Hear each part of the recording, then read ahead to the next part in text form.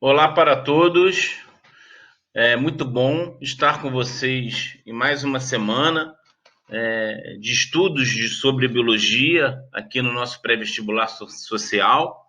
E hoje nós vamos falar um pouco sobre célula-tronco, que é o capítulo 3 do nosso módulo 2 de biologia.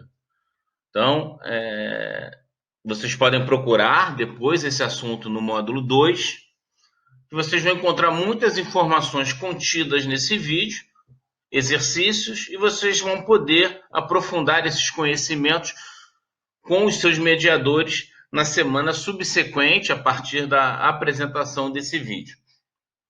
Bom, o que é uma célula-tronco? A gente pode dizer que uma célula-tronco é uma célula que ela não é especializada, mas ela, com o tempo, ela vai se dividir e possuir, né? Por ela possuir, ela vai poder se diferenciar em outros tipos de célula. Então, a partir da capacidade de divisão e de diferenciação dessa célula-tronco, a partir de estímulos, ela vai originar, produzir células diferentes que são especializadas em desenvolver outras funções. Esse processo, chamado processo de desenvolvimento, que tem relação com a célula-tronco, pode ser considerado como um processo na qual um organismo ou uma célula vai se desenvolver, vai ser submetido a mudanças progressivas, gerando novas células ou gerando um organismo multicelular. Então, quando nós pensamos a formação de uma célula ovo ou zigoto, que vai formar um embrião até gerar um organismo adulto, vamos imaginar aqui que fica mais fácil na espécie humana. Imagine a quantidade de células diferentes, com funções diferentes, que são formadas a partir de um conjunto de células que é formada pelo encontro de uma célula, que é a célula ovo, né? Que é proveniente, por sua vez, da fecundação, ou seja, do encontro do espermatozoide com um ovócito secundário, um óvulo, que depois termina o restinho da divisão, transforma-se em óvulo, e aí gera a célula ovo-zigoto, vai formar um embrião e vai formar um ser adulto. Esse processo de desenvolvimento a partir das células-tronco, ela está relacionada com diferentes etapas, mas muito importante a gente entender a expressão dos genes, a expressão diferencial dos genes. Aproximadamente 2% do DNA humano é que vai gerar, que vai ser expresso.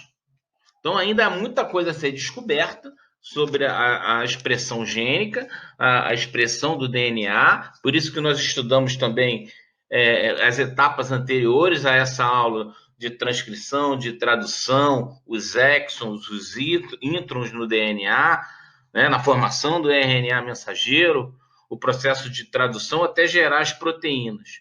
Então, as condições também citoplasmáticas que envolvem o núcleo também servem como estímulos para essa diferenciação celular, né? Receptores de membrana plasmática, reconhecimento celular. Então, há uma série de processos que são considerados esses estímulos para se diferenciar uma célula-tronco em um determinado tipo de célula especializada. Então, a determinação do que vai ser uma célula, como ela vai se diferenciar, né? Quais serão os processos de forma celular, processo chamado de morfogênese, e também o crescimento, ou seja, as divisões celulares, o crescimento, né, do volume celular, dos volumes das células, são processos que estão intrinsecamente relacionados com o desenvolvimento de um organismo.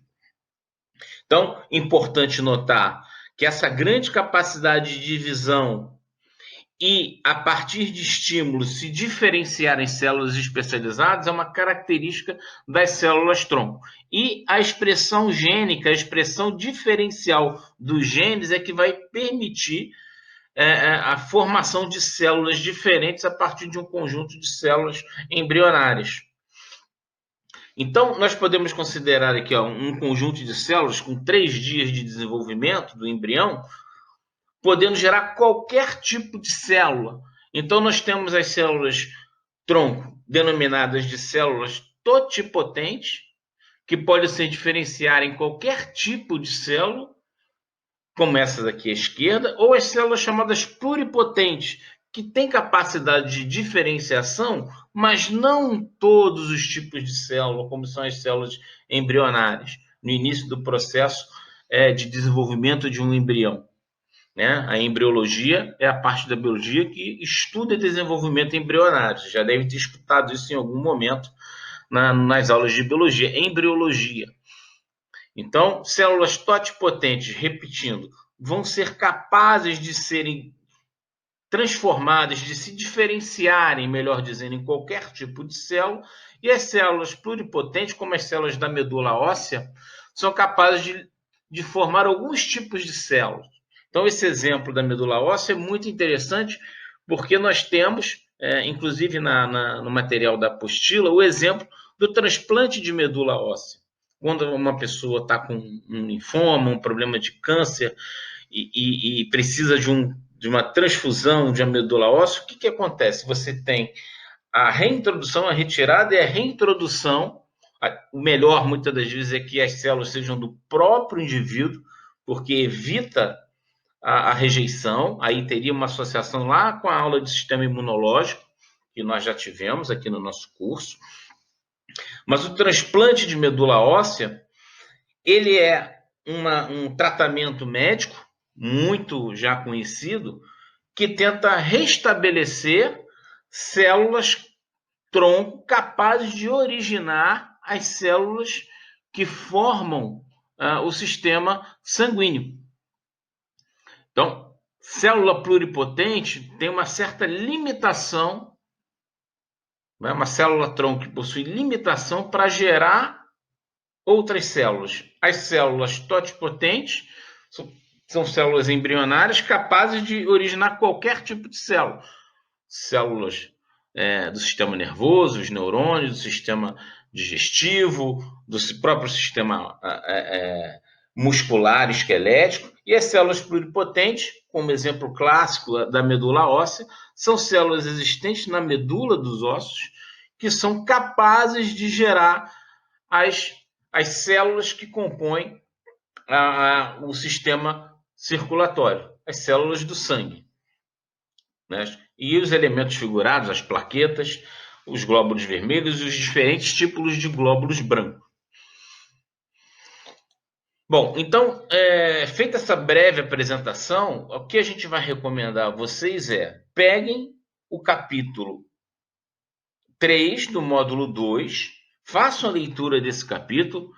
Existem exercícios de provas anteriores que vocês podem tentar fazer a resolução e tirem as dúvidas e discutam e aprofundem esses conhecimentos com o mediador.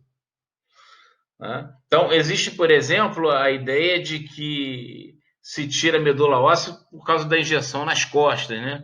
E isso é equivocado. Vocês podem buscar com o seu mediador que a questão do transplante de medula óssea não é feita com a medula retirada, quer dizer, as células não são retiradas a gente brinca da espinha, da coluna, né, nos ossos que formam a nossa coluna vertebral.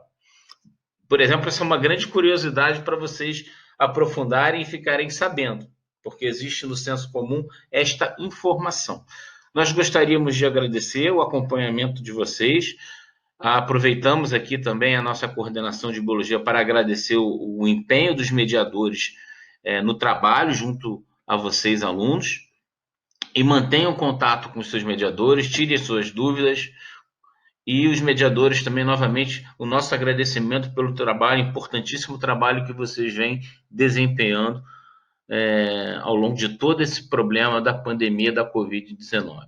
Um grande abraço, saúde e até a próxima.